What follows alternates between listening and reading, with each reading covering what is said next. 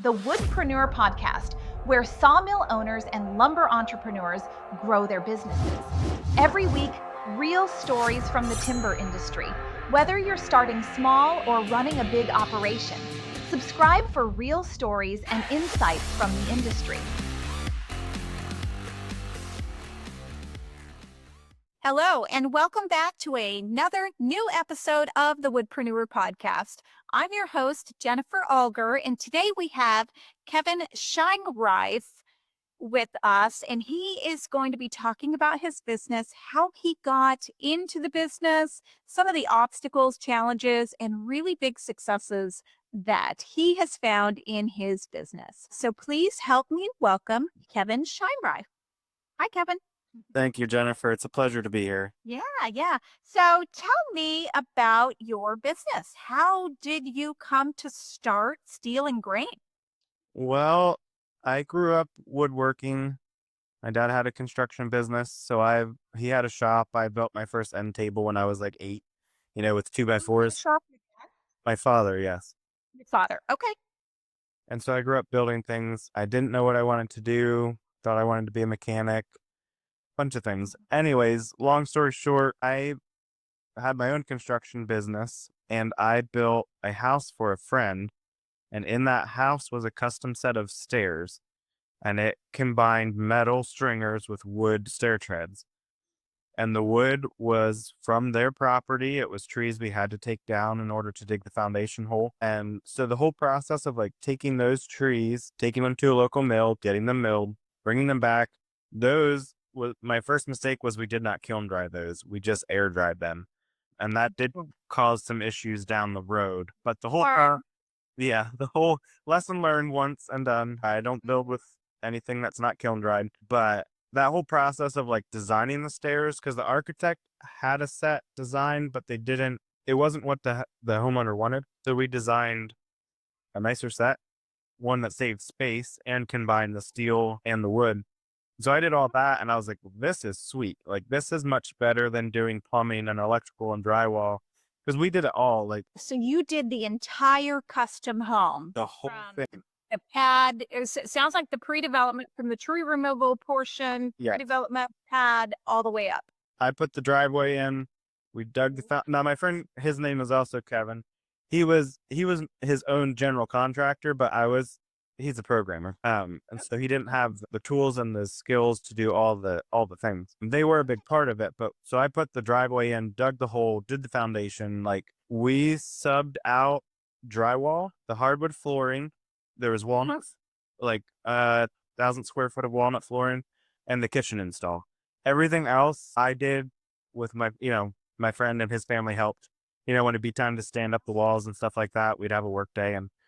But to like start to finish, pretty much saw it through. Like, I put the driveway in and I painted everything in between. And so through that, you found your passion. You found, hey, that's the piece I really like. Exactly. And I was like, how can I do more custom steps? And I realized it was the creating, and more than the building. Like, it was a napkin sketch that I turned into real life. Like, and so new construction was fun because you are creating.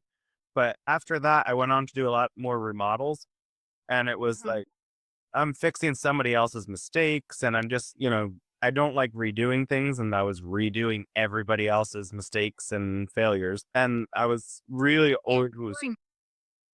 What's that? And boringness. You were giving it life and vision. Yeah. Yeah.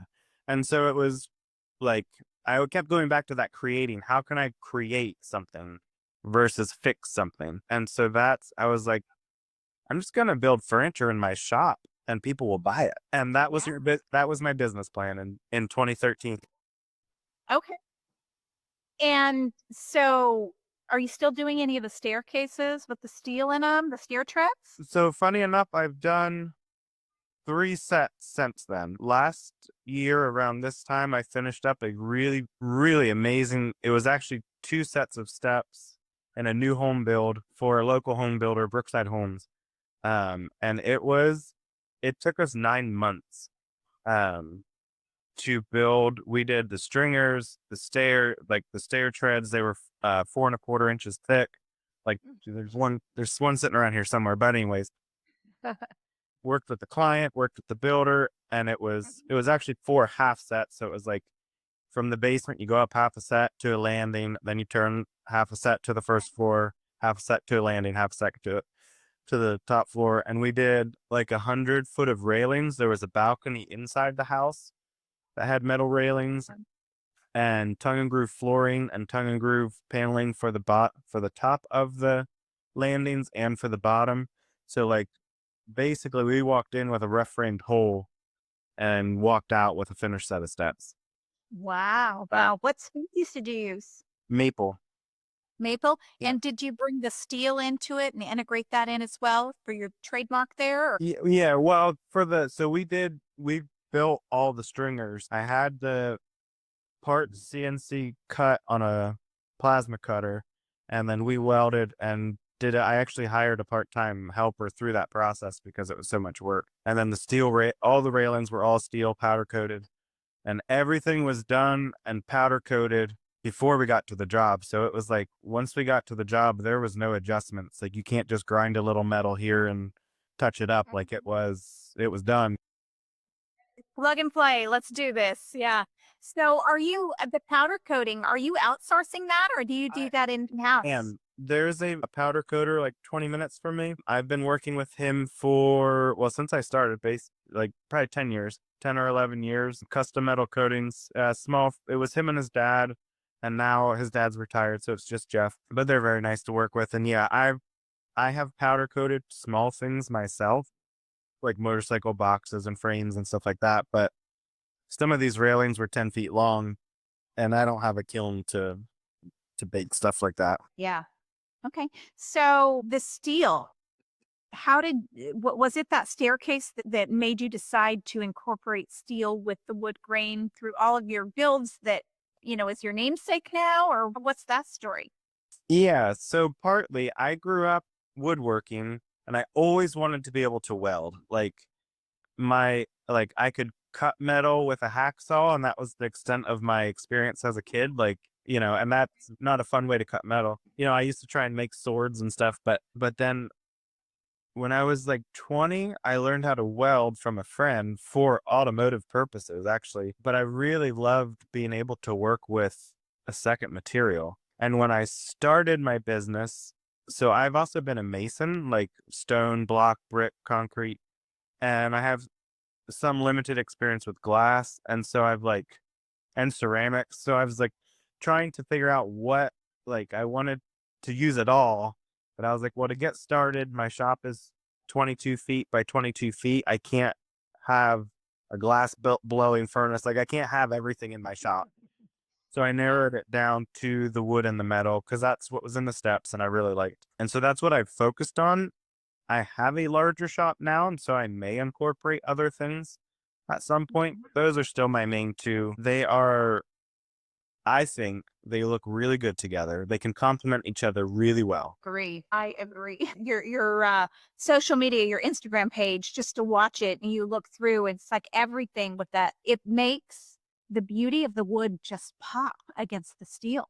And there's just something about it. But it sounds like you're an artist with a lot of different mediums, and it's just, these are the two that you settled on, but it sounds like you're an artist who just happens to work with wood and metal. Yeah. So, I mean, yeah, I, I enjoy all of them and will probably shift into more as time goes on, but those are my main two focuses and they're time consuming. Like to marry them together in a aesthetically pleasing way, like it takes time. mhm. And when I bid the last stair project I did, the builder came back and they were like, or one of the employees was like, "Hey, we bid this out. You're quite a bit higher than our other bids." Well, I found then they bid it out to 5 different vendors. So someone is going to do the wood, someone is going to do metal, someone's going to do powder coated, and then try and combine it all in the job. And I was like, hey, if you guys want to do it that way, I completely understand if you want to try and save money, but I know how long it's going to take to make, like, to pull this off well. And the employee was like, well, to be honest, I don't want to manage that because I know it's going to be a nightmare. So he was Right. pushing to his, Program manager. yeah, he was pushing to his boss to like have me do it. 'Cause he's like, Mhm.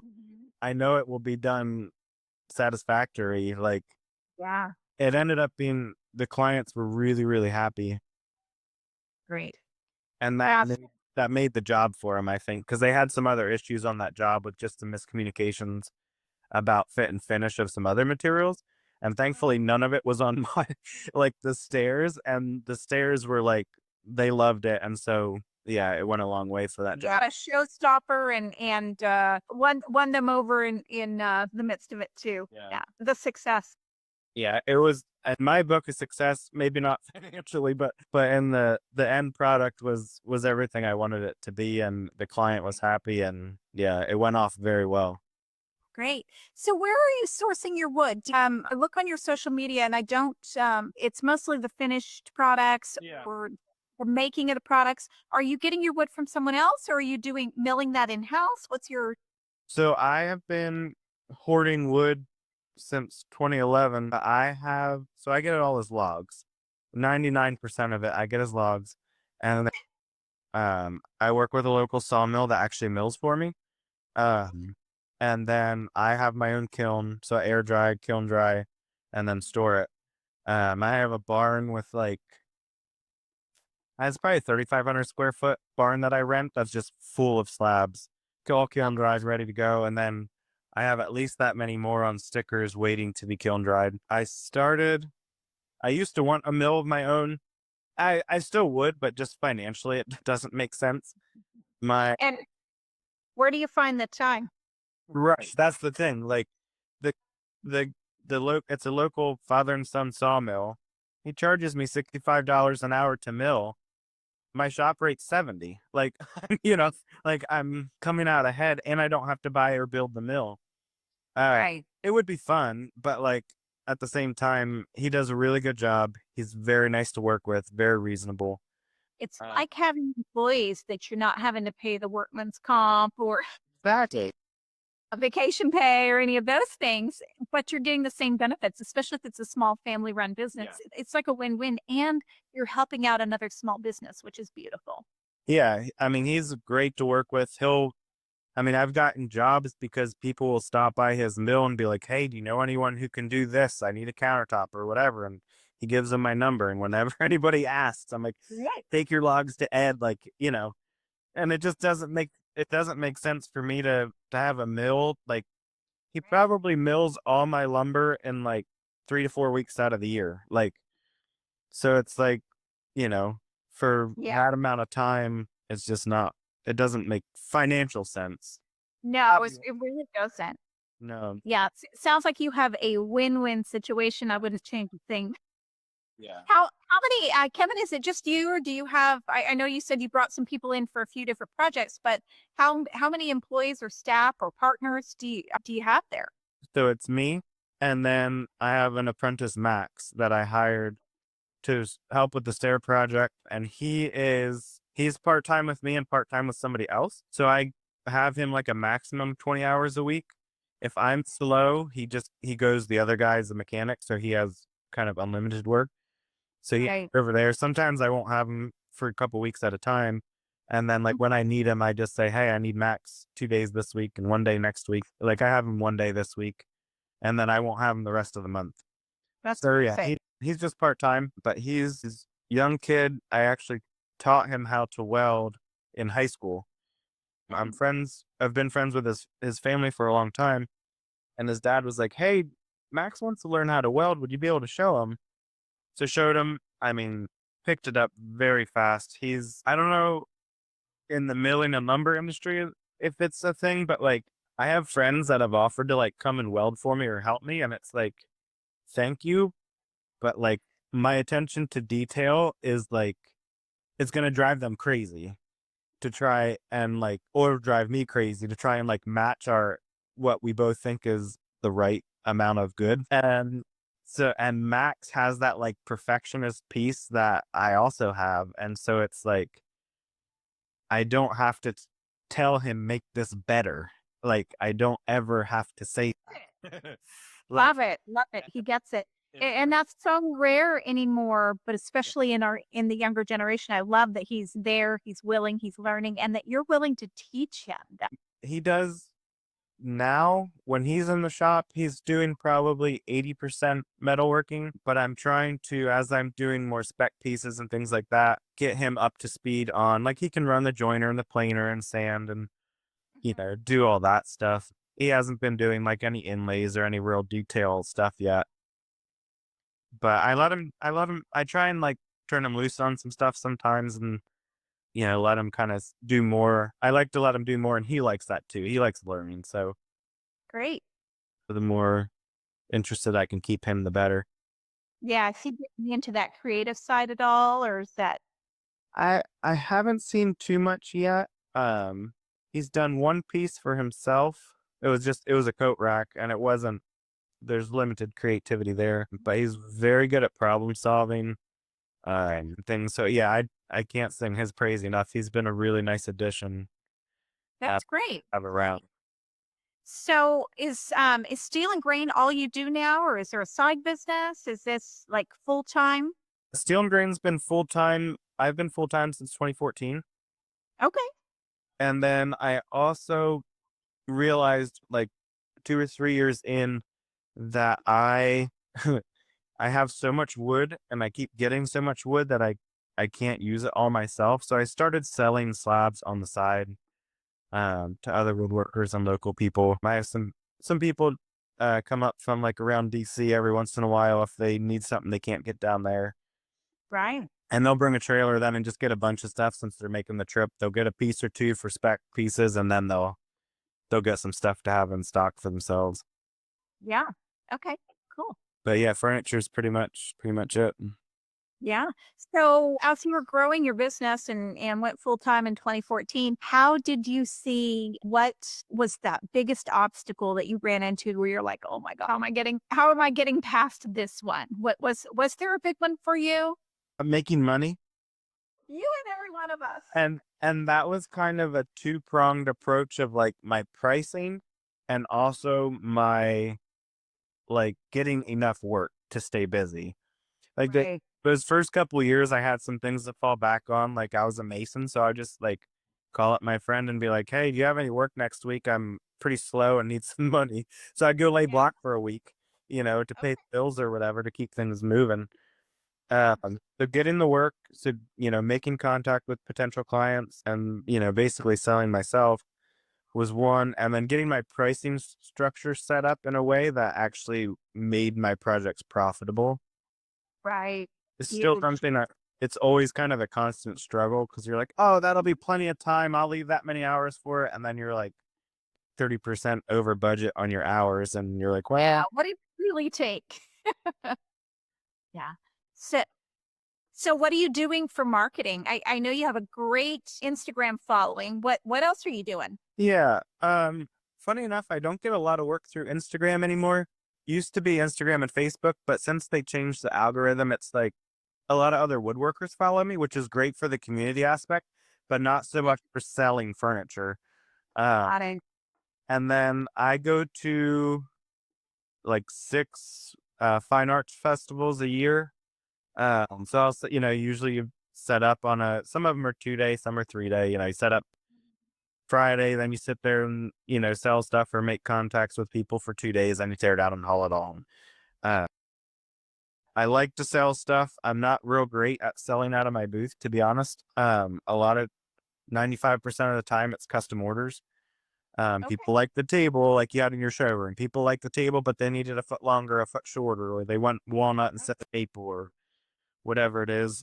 So that, Longwood versus walnut. Yeah. yeah, yeah. Yeah.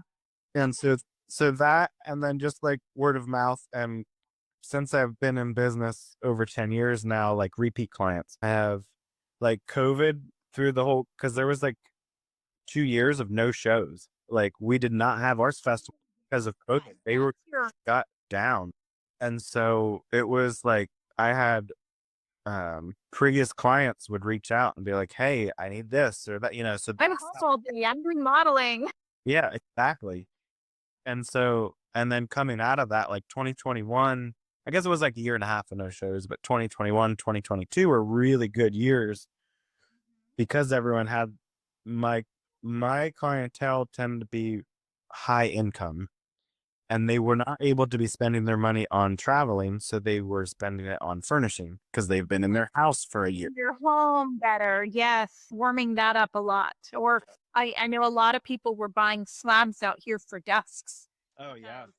Needed a home desk, and they wanted something that was appealing and not dreadful. Yeah. Yeah. Yeah, so that's basically it. Tell the listeners how they would be able to find you on what's your URL for your website? How can they find you on social media or connect with you? Yeah, it's steelandgrain.com is my website. Funny enough, a new one just published this morning. I think it's some more, but it hadn't been updated for like 7 years and worked with some local college students to get a new website built. I need to go in and swap some photos, but that All just right. live this morning, I believe. Social media, it's got into all of them early enough. Facebook at Steel and Grain, Instagram at Steel and Grain, TikTok at Steel and Grain. All like I used to be on Twitter, Oh, but I got off of there. yeah. And then Stealing grain. at All Steel and right. Grain. And then if you're looking for slabs, it's at Steel and Grain Slabs. Just put the Okay. slab at the end. Okay. Yeah, I know you're one of the few that actually make chairs and Yeah. the wooden chairs. And I know when we had this custom table built for our conference room at our new showroom that we opened during COVID, I was like, my heart was set on getting some of your chairs. I was like, I want the chairs to go around it because I don't have any builders out here that are really doing chairs. And I loved your style. It wasn't because I didn't want a rustic. I wanted that timeless, Yeah. classic, clean. I wanted this wood meets steel. It was a look I was going for. And we were remodeling, and oh my gosh, just problem after problem after problem. Yep. Got everything. And during COVID, not only could we not find electrical and lighting and all those things, when we find them, we paid a million times more. Yes. Yep. So my budget got you. Yeah. And I have Amazon I have these chairs Yeah. around beautiful wooden tables. So someday goals, you know. Well, that would be I got 4 to finish it. That would be fantastic, but chairs are I know why people not many people do them because they are a challenge, like, Yeah. to design them and then build them. When I first started, I went to a couple local furniture stores to see if they'd wanna, like, put any of my stuff in, and they were all like, "Well, around here, everyone and their uncle can build a live edge table, like, we don't really sell much because everybody knows somebody that can build one."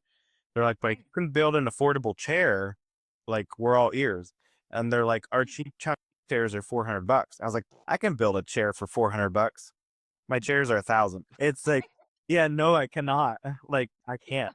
I can't. Yeah. Yeah, and that's why I have these, Amazon chairs. Yep. And I hate it. I keep telling myself I don't want to buy from Amazon the big box. I want to buy Yep. some small pieces, but sometimes you're just handcuffed and you can't do anything else because of the Yep. old dollar. Battles is for sure. Yeah. Yeah. So Kevin, this is the part of the podcast where you can ask me any question you can ask about our business, anything we're doing, trends we're seeing, any things that you're kind of looking to get into or want advice on, marketing, whatever. Anything you have to ask me? Yeah, well, marketing has always been a challenge for me, especially, like, with the slabs and the lumber sales. So maybe a two-part question is, like or I guess I can just start with one. What direction do you see in your area, like, slabs versus dimensional lumber? Like, are you seeing because I know for a while, like, slabs were growing like crazy. Do you see that kind of leveling out or tapering off? Or, like, what's the trend? Yeah, Like, train what and you're art. Bread and butter for Far West since around 2000 has been live edge slabs. Mm. That has been our bread and butter. And ever since then, with the exception of 2 years, and I want to say it was 2018 and 2019, non-live edge slabs, being timbers, architectural millwork, arches, different things like that, overtook live edge Mm-hmm. in 2020, and ever since, live edge is just outnumbering it. So it came back. And so I don't know if it just and I almost don't even feel like it completely dipped. I think it did kind of taper off. This year, though, I am seeing the dimensional really giving it a run for its money. Now, whether that's what the customers are asking for, because we are still selling a ton of live edge slabs, Yeah. or whether it's because I was worried about it and diversified my product offerings. Yeah. And Yeah. so I have more to offer them. What came first, the chicken or the egg? I'm not sure. Yeah. But I do see other products, stair treads, dimensional wall cladding, siding, different things like that. I do see that giving the live edge a run for its money when I'm looking at the numbers this year. One of the things, and I did a video, I posted it on a group the other day. I did the video in 2017, and one of the things that I said in that video was, uh, is live edge going to be popular forever? I don't know.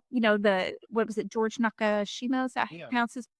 I think there's some beauty in what that legacy has left, where there will be a trace of it forever. I think that's my gut. I mean, it's been 25 years, our bread and butter, so it's been a long haul. But one thing about it is wood will never go out of style. So maybe we've got these live edge slabs. We are seeing more people asking us to cut them off so they can do their square edge tables, or cutting them down the center and facing them in and doing a pour down the center. Although uh, we're seeing a lot of that kind of going away, a lot of it more glass. Some people are trying steel in there, and just doing some different mixtures of things. So I don't see it completely going away. But yeah, how about in your area? Are you seeing it hold? So in my area, slabs are still kind of the ticket, but in like a lot of my clients are around New York City, Philly, Baltimore, DC area, Pittsburgh, and I see the design aesthetic as far as like furniture that I am building going more towards clean, non-live edge pieces. Classic timeless pieces.